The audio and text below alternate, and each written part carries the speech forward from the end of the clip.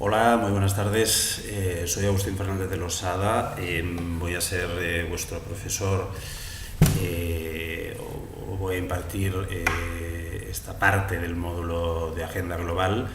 que voy a centrar en tres de los temas principales de la Agenda Global de los Gobiernos Locales, como son la denominada Agenda Post-2015, la construcción de un nuevo partenariado global para la eficacia de la cooperación al desarrollo y la Agenda Europea de Acción Exterior y su incidencia en los gobiernos locales. Antes de empezar, sin embargo, déjenme que agradezca muy rápidamente a los organizadores o a los promotores de esta formación, al FANSI, al Fondo Andaluz Municipal para la Solidaridad Internacional, a la Universidad de Málaga y al proyecto ALAS, uno de los proyectos hoy día pioneros y más innovadores que existen en el contexto de la cooperación entre gobiernos locales latinoamericanos y europeos, que están promoviendo esta formación que me parece realmente muy acertada y bien orientada. Antes de entrar a desarrollar los tres aspectos que les he mencionado, la incidencia de los gobiernos locales y regionales en esas tres partes de la agenda global,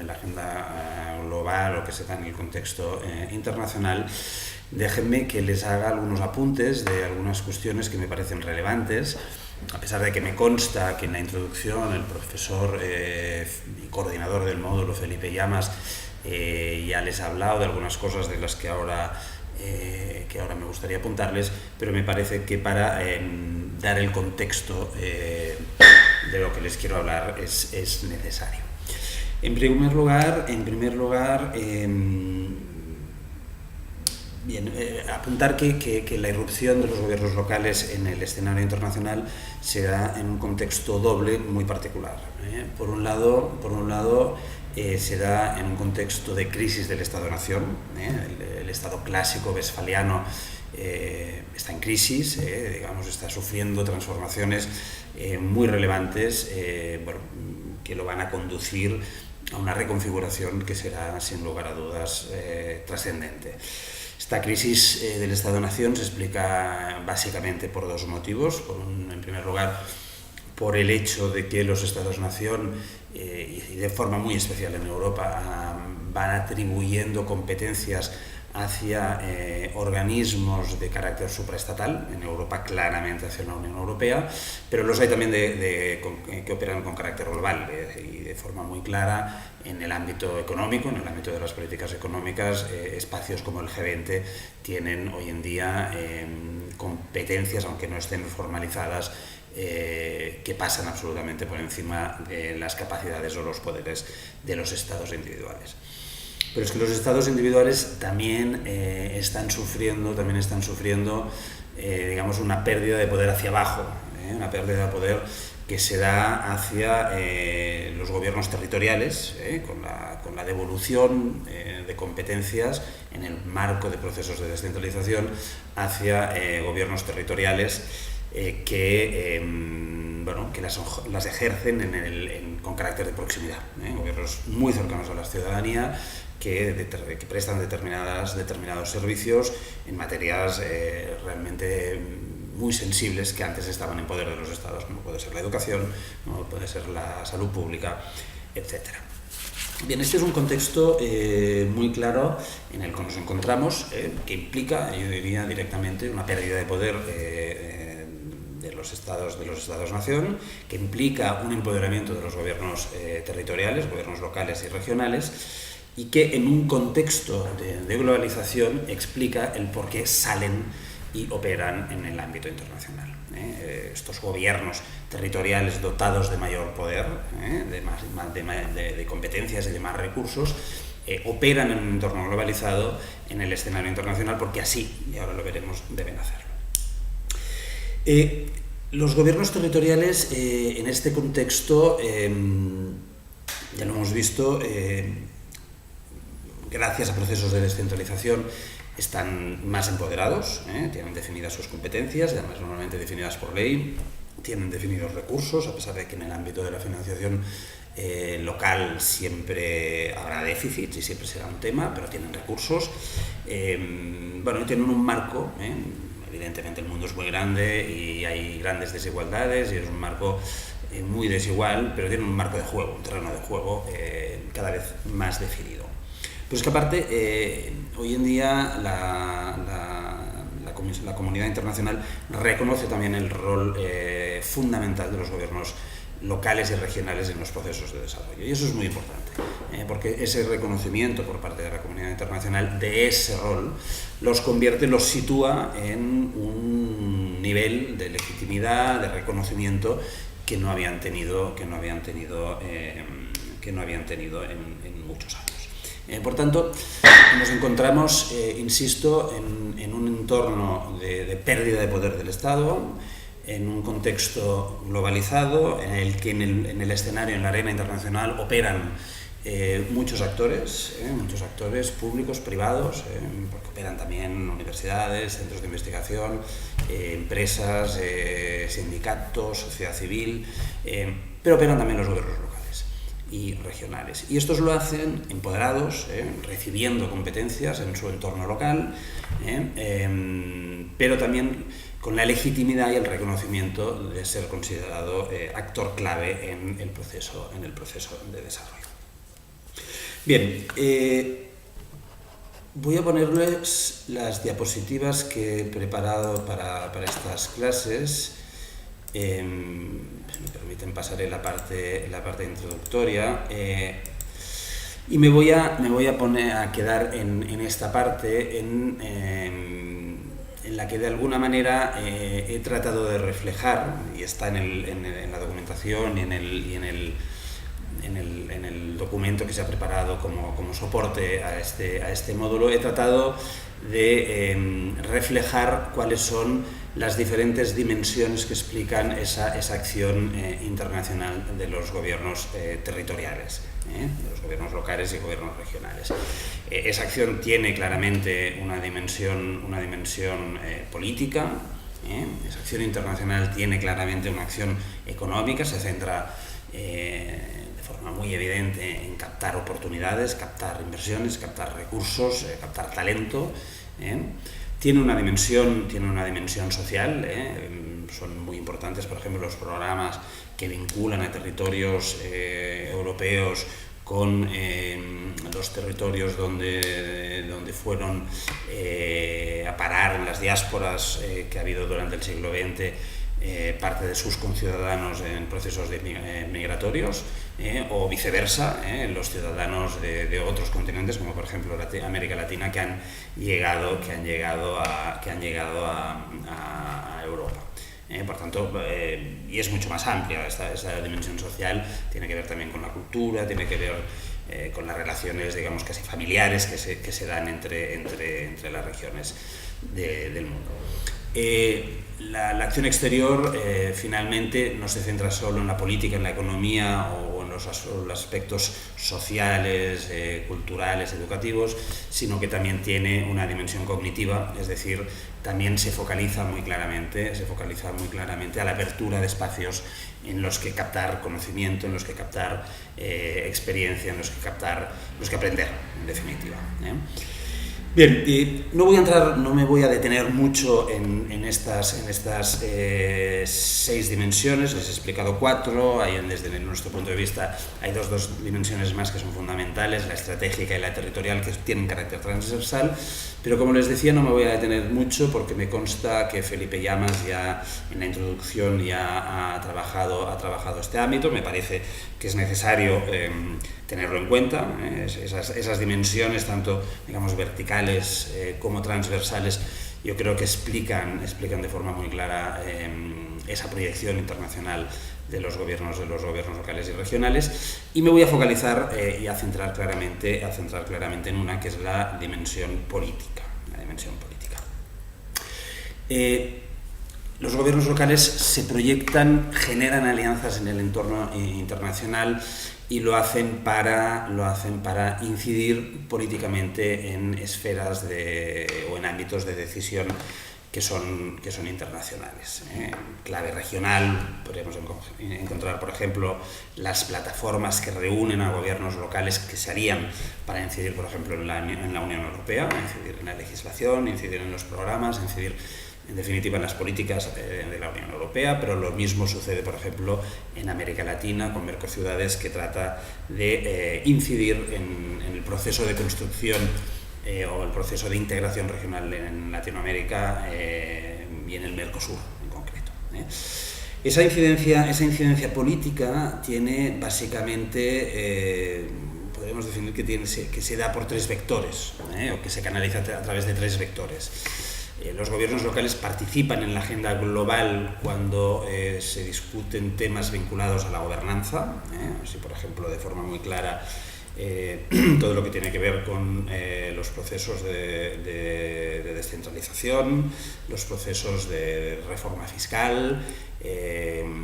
todo lo que tiene que ver con el refuerzo de la institucionalidad, de las capacidades operativas de los gobiernos territoriales. Es decir, en la agenda global la gobernanza es una cuestión fundamental y en esa agenda los gobiernos locales participan, tienen cabida.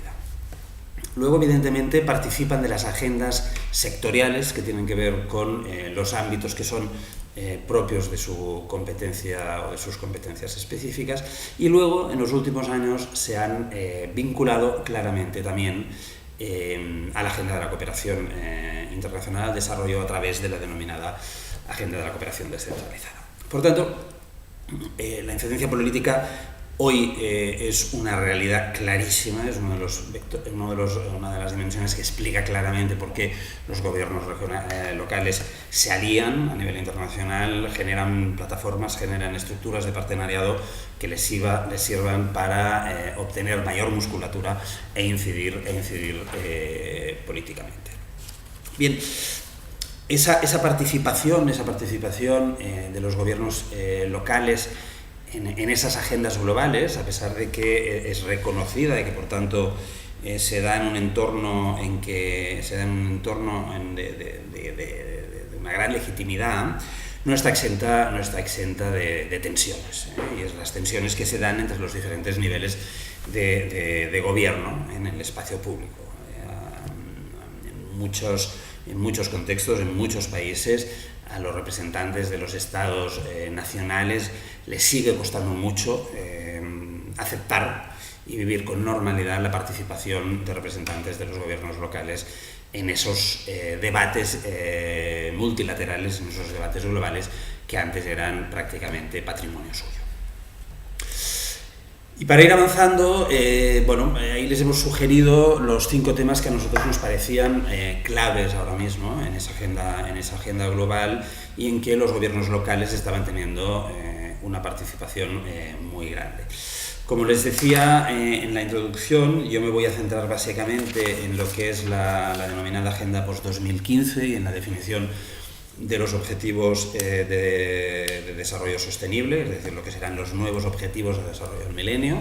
Me voy a centrar en lo que es en la construcción de un nuevo partenariado para el desarrollo y finalmente voy a darles algunas pinceladas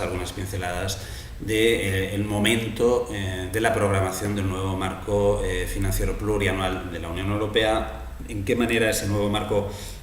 financiero está incidiendo en la acción exterior de la Unión Europea y cómo están participando los gobiernos locales en ella. Bien, el primer punto, doy por descontado que todos ustedes conocen el proceso de los ODMs, de los Objetivos de Desarrollo del Milenio, fijados en una cumbre global en Naciones Unidas en Nueva York en el año 2000, y en el que se define un conjunto de objetivos de desarrollo que se focalizan de forma muy clara en reducir la gran lacra que es la pobreza y el subdesarrollo en el mundo. Objetivos que se centran en cuestiones muy básicas, la educación, el acceso al agua, la reducción de alguna de las grandes plagas, como puede ser el SIDA o la malaria, etcétera. Bien, estos objetivos se fijan con toda una serie de objetivos específicos, se fijaron con toda una serie de indicadores porque había voluntad de medirlos. Y a pesar de que evidentemente en la última década los países menos desarrollados han dado un salto muy importante a nivel macroeconómico, digamos, son más ricos, han crecido, la pobreza, las desigualdades en el mundo siguen siendo importantísimas. Incluso han aumentado en el interior de algunos países, han aumentado en el interior de algunas regiones y sigue siendo un problema global de primera magnitud, o el problema global que se da hoy en el mundo. En el año 2010 los estados de Naciones Unidas se volvieron a reunir para revisar estos objetivos de desarrollo del milenio y determinaron la necesidad, vistos los avances a veces limitados en algunos de los ámbitos, determinaron la necesidad de abrir un nuevo proceso de diálogo que sirviera para fijar lo que se denominó en ese momento la Agenda Post-2015, es decir, una agenda que sirviera a partir del 2015 para retomar unos nuevos objetivos mejor focalizados, más adaptados al momento, que sirvieran para seguir en ese combate en contra de la pobreza y del subdesarrollo. Bien, en ese contexto, en 2012, se produce lo que se llamó la cumbre de Río +20, heredera de aquella cumbre por la tierra del año 92, en el que se pide también a Naciones Unidas, a la Asamblea General de Naciones Unidas, que defina un conjunto de objetivos que sustituirían a los objetivos de desarrollo del milenio y que se focalizarán en el gran tema de la sostenibilidad. Los denominan así Objetivos de Desarrollo Sostenible. Allí se abre también un proceso a través de la creación de un gran grupo, el Open Working Group, que es un gran grupo de debate, de diálogo, que trabaja en la definición de esos objetivos. Bien, tenemos dos agendas, la agenda post-2015 y la agenda que tiende a la fijación de esos objetivos de desarrollo sostenible, que poco a poco van confluyendo en la definición de una única agenda que tiene por misión definir un paquete de objetivos de desarrollo sostenible que vengan declinados y que vengan monitoreados a través de la definición de una serie de indicadores de lo que se ha venido a llamar Smart Indicators. Bien, ¿dónde estamos en esto? Durante el 2013 hubo un proceso de consulta muy importante que sirvió para determinar ya alguna primera propuesta de objetivos de desarrollo sostenible, a través especialmente de la red de Naciones Unidas para el Desarrollo Sostenible. Se ha trabajado ya en un documento público en el que se define un conjunto de 10 objetivos, de 30 objetivos específicos y de 100 indicadores. Ese documento ahora mismo está en pleno debate, en pleno proceso de consulta, y de ahí tendremos una primera propuesta consistente a tener muy en cuenta. Pero el Open Working Group, surgido de la cumbre de Río +20, está trabajando también en este ámbito y ha definido ya un paquete de 19 áreas de trabajo a partir de las cuales se definirán los nuevos objetivos de desarrollo sostenible. Tanto en el trabajo del Open Working Group y esos 19 ámbitos focales planteados planteados ya en este momento, como en la propuesta de 10 indicadores, de 10 objetivos de desarrollo sostenible que ha hecho la Red de Naciones Unidas para el Desarrollo Sostenible, en todos ellos sale un objetivo urbano.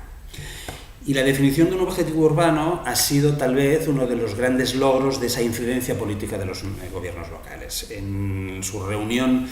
en Dakar, en 2012, CGLU, la Organización Mundial de Ciudades, decidió crear una task force, un grupo de trabajo que diera seguimiento a la Agenda Post-2015. Ese grupo de trabajo, una de las primeras medidas que tomó fue lanzar una campaña para definir un objetivo de desarrollo sostenible centrado en las cuestiones urbanas. Y se ha insistido también muchísimo en la necesidad de localizar los ODS, localizar los Objetivos de Desarrollo Sostenible. Es decir, se ha insistido muchísimo en la necesidad de que esos objetivos de desarrollo sostenible se declinan en clave local, se definan objetivos específicos en clave local y se identifiquen indicadores en clave local. Y eso es fundamental. Bien, estamos aquí, los gobiernos locales están siguiendo esa agenda, están incidiendo en esa agenda que nos debe llevar, insisto, a la definición en 2015 de un nuevo paquete de objetivos de desarrollo. El segundo tema de agenda que les quería comentar es el que tiene que ver con la construcción de un nuevo partenariado global para una cooperación al desarrollo más eficiente. El tema de la eficiencia de la cooperación internacional de desarrollo ha sido uno de los puntos clave en la agenda internacional en la última década. En el año 2004, en París, la comunidad internacional lanzó un conjunto de principios que se denominaron los principios de la eficacia de la ayuda, la agenda de París en 2004, en el que se marca una hoja de ruta que sirva para avanzar hacia unos modelos de cooperación mucho más eficaces. Esta agenda se ha ido desarrollando, afinando y desarrollando los principios formulados en París, en varios encuentros multilaterales. Ha sido un proceso muy intenso, la reunión de Accra y posteriormente hace 3 años en Busan, en los que esa agenda se ha ido concretando. Y en Busan lo que se decidió es generar lo que se ha venido a denominar un partenariado global, es decir, un espacio global en que todos los actores que tienen que ver con la cooperación internacional de desarrollo dialoguen con un objetivo único, con un objetivo común, que es el de lograr una cooperación más eficaz, que tenga un mayor impacto en la reducción de la pobreza. Bien, esa agenda, esa comunidad global de operadores que tienen que ver con la cooperación internacional de desarrollo está constituida evidentemente por estados, está constituida por representantes de la sociedad civil, y desde hace muy poquito, yo diría casi un poquito más de un mes, los gobiernos locales y regionales, después de mucho trabajar, después de mucho batallar, han conseguido una plaza fija en el Steering Committee, es decir, en la comisión ejecutiva de ese Global Partnership, de ese partenariado global que se fija en este tema. Ya hace muchos años que los gobiernos locales, a través de la denominada cooperación descentralizada, han estado trabajando para implementar los principios formulados en París en el ámbito de la cooperación descentralizada, para adaptarse a esos principios, para adaptarlos a la realidad local y para, en definitiva, potenciar un tipo de cooperación también desde la eficacia y desde el mayor impacto. Hay mucho escrito, no me voy a detener en ello, pero es un ámbito en el que no solo se ha incidido, sino que se ha hecho mucho también desde el ámbito de los gobiernos locales y regionales. Les he introducido una fotografía de México DF, la próxima reunión del High Level Meeting, reunión de alto nivel de la plataforma global, se celebrará el mes de abril en México, y ahí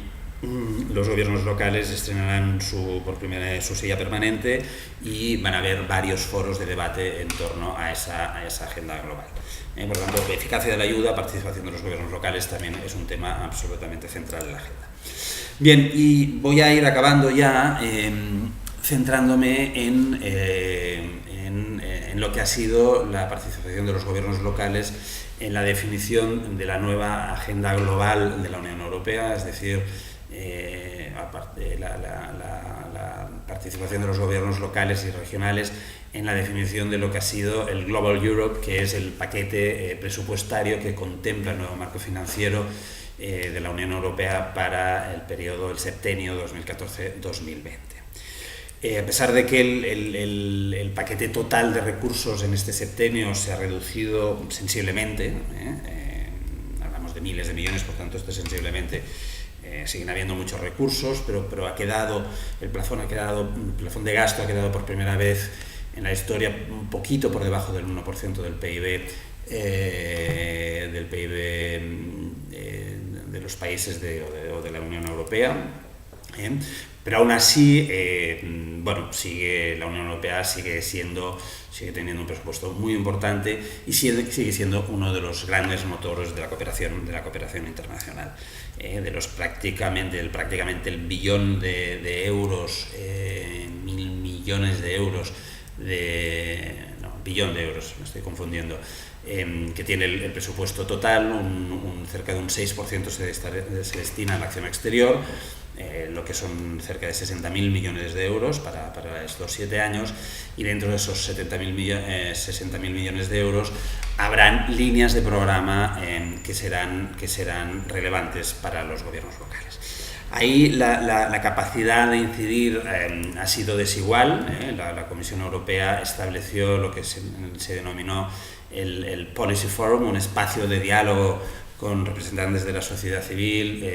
representantes de los gobiernos locales, a pesar de que ese Policy Forum solo ha tenido que ver con partes de la programación, no con toda la programación de la acción exterior.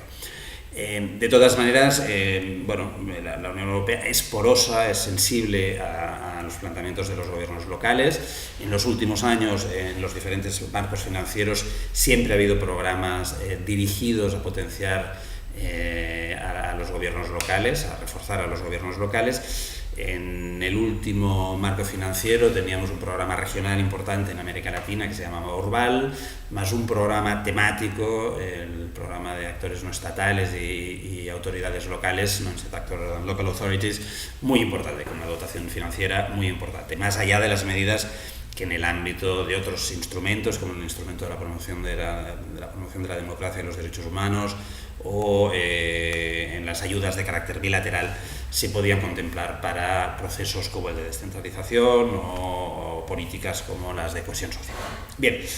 el nuevo marco financiero presenta algunas novedades importantes en relación al último, importantes también en relación a la cooperación con América Latina. En primer lugar, se reduce de forma muy importante lo que tiene que ver con los programas bilaterales, los programas geográficos bilaterales. Ya solo van a quedar un grupo de países reducidos, la mayoría de los países quedan sin este tipo de instrumento, van a quedar ahí los países menos desarrollados de la región. Todavía no se sabe muy bien por dónde van a ir los programas regionales. Se sabe que no habrá una cuarta fase del programa Urbal y se está hablando de un nuevo programa de ciudades sostenibles, pero todavía no hay nada definido. Esto se está trabajando en este momento. Y finalmente, en lo que se refiere a los programas temáticos, el programa de actores no estatales y corporaciones locales o gobiernos o autoridades locales ha salido reforzado, sigue existiendo y sale reforzado. Van a haber más recursos, a pesar de que los recursos de los gobiernos locales, en ese programa siguen siendo el hermanito pequeño en relación a la sociedad civil. Para que se hagan una idea, en el presupuesto 2014 de ese programa, la sociedad civil tiene destinados 209 millones de euros, por contra los gobiernos locales algo más de 35. Por tanto, la diferencia sigue siendo sustancial, pero son recursos que habrá que tener muy en cuenta, habrá que ver de qué manera se programan, de qué manera se invierten, pero está claro que deberán servir para seguir apoyando las acciones de cooperación, de generación de partenariados entre ciudades de América Latina y de Europa. Bien, lo dejo aquí porque me estoy pasando de forma considerable del tiempo que tenía asignado.